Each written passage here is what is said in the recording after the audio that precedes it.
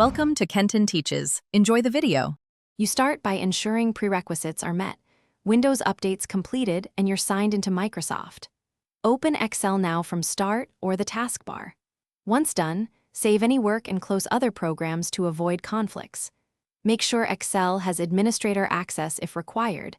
This prevents permission errors.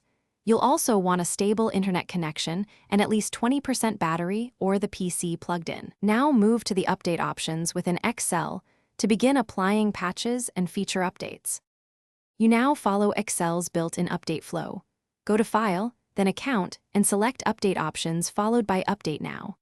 This checks Microsoft Update and downloads required packages. Let it run without interruption. If installations occur in the background, do not force shutdown. Allow the process to complete. Once the installer finishes, Excel may prompt you to restart the app or the system. Go ahead and restart to finalize replacement of locked files. This ensures new features and security fixes are applied. You finish by verifying the updated version under File Account so you know the exact build installed.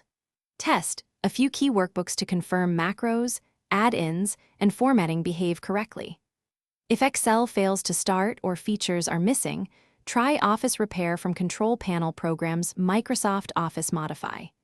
If Repair doesn't fix it, reinstall Office or restore a backup copy of critical files. One tip: disable add-ins temporarily to isolate compatibility issues during troubleshooting. Thanks for watching. Please subscribe if this video was helpful.